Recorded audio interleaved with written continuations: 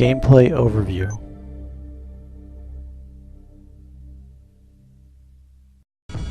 So, I'll be honest here at the beginning and say that discussing gameplay of any game is not exactly the easiest thing to do. Hoping that in this case, having some video to support what I'm talking about will assist. But in Line of Contact, there are two primary objectives within the game: destroying enemy VTs and capturing enemy VT bases, both of which work towards the same goal. Everything within Line of Contact revolves around a system of sortie points for keeping track of the current mission status.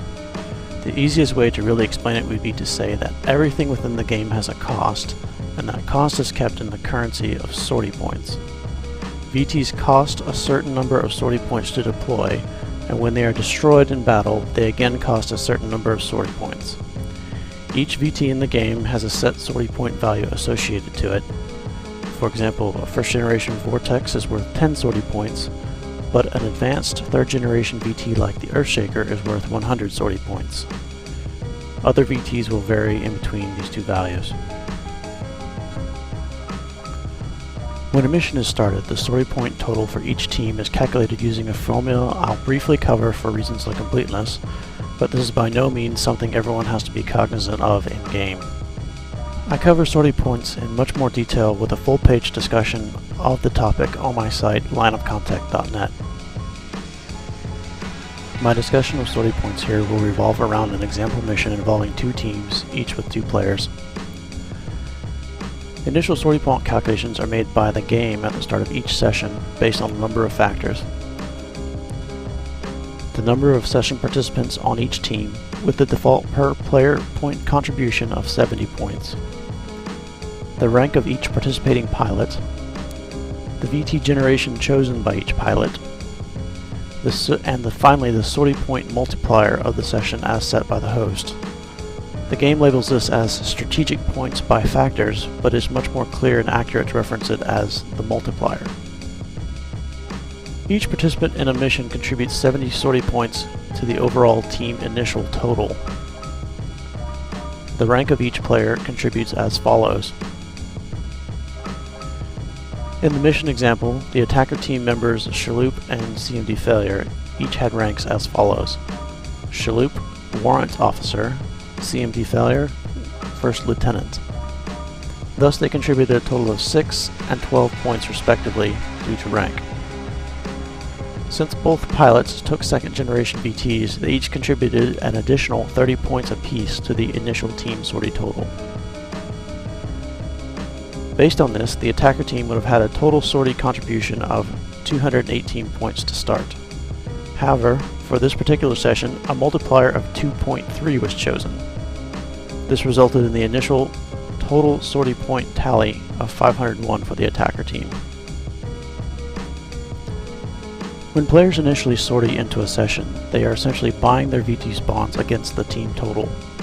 Each VT has a sortie point value associated to it. In our example mission, the attacker team is fielding a Jarlax C and a Jarlax NSR. The Jarlax C has a sortie point value of 50 sortie points, and the NSR is 60. Watch the team's sortie point total decrease as the VTs are fielded.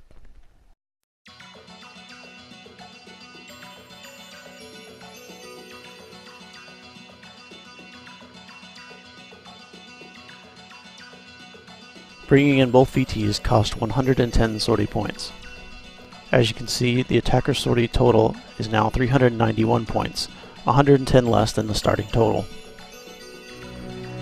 At time index 230, Chaloup enters a neutral base to capture it. Shortly after this, CMD Failure enters one of the defender bases also to capture it. Bases have a sortie point value of 50 points.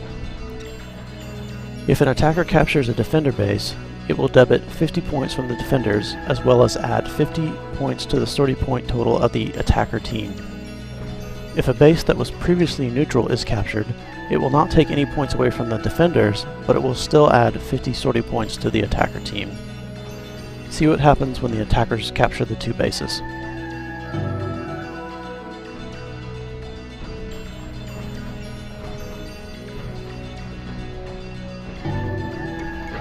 When Chalup captures the neutral base, it adds 50 points to the attacker team, but the defender team's sortie points are unaffected. However, when CMD Failure captures the defender base, it takes away 50 points from the defender's sortie total, as well as adding another 50 points to the attacker total. Note that the defender's sortie total is now 344, and the attackers have increased to 491. Of course, the defender base capture did not go unnoticed by the two defenders, and they immediately begin a retaliation against the attacking NSR of CMD Failure, eventually resulting in its destruction.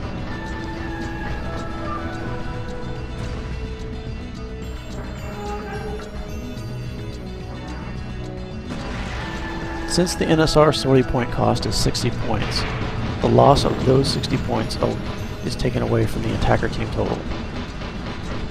CMD Failure still had VTs available, and the team sortie was sufficient to allow him to re-sortie. In doing so, he again debits another 60 points from the sortie point total for his attacker team. During this time, the defenders turned their attention back to their base that the attackers had captured. Unfortunately, the other attacker had arrived, but he was subsequently also destroyed. The defenders, having destroyed both of the attackers, now set about taking back their base. Since the base was last in the possession of the attackers, recapturing the base debits 50 points away from the attackers and adds 50 points to the defender total. Both sides will continue to battle in this manner until the primary objective of running the opposing team out of sortie points through both VT destruction and base captures is completed. When one side finally deprives the other of all of their sortie points, the session concludes with the winner being the one with sortie points remaining. If for some reason time should run out before the sortie points do, the winner is the team which has the greater number of sortie points. Neutraling an enemy base but not capturing it will prevent enemies from respawning there until it is recaptured. Thus, it is entirely possible to negate the ability of an opposing team to re-sortie if all of their bases are captured or neutraled. Bases are neutraled simply by walking through their perimeter but not staying within their perimeter for the 30 consecutive seconds required to capture the base. Neutraling a base does not affect the sortie points of either side. The overall number of VTs each player can potentially bring into a mission is controlled by the sortie cost setting that the host specifies. This value is a limit on the total sortie point value each individual player can buy his VTs out of, essentially a subset of the team total. Let me explain with an example. If the sortie cost of a session is set to 180, then a player wanting to take a Jarlax's NSR at 60 points per VT would get exactly 3 sorties of that VT during the session. If another player chose to take a Yellow Jacket valued at 30 points into the same session, they would have exactly 6 sorties. The caveat here is that the team total sortie points must be sufficient to allow a player to re-sortie their VT. If the team total was only 50 points, the player who had chosen to bring an NSR into the mission would be unable to re-sortie their VT until the team total was increased, typically through base captures. The moral here is, if you bring an expensive VT, based on the sortie cost set by the room host, you may only get 1 or possibly 2 sorties of the VT versus someone else who may have chosen a less expensive model and would then potentially have more chances to respawn.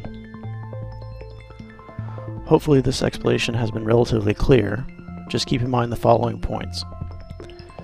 VTs cost sortie points to initially bring into a session. Losing a VT costs the sortie point value of that VT from the team total. Resorting a VT costs the sortie point value of that VT from the team total. The total number of potential sorties for a VT is controlled by the sortie cost setting as set by the room host. I know the preceding topics were somewhat involved, but having a basic understanding of the way sortie points work within the game is important. If in doubt, be sure to ask a more experienced member of your team if you have a question. And as always, using lineofcontact.net for a reference is the best advice I can give anyone.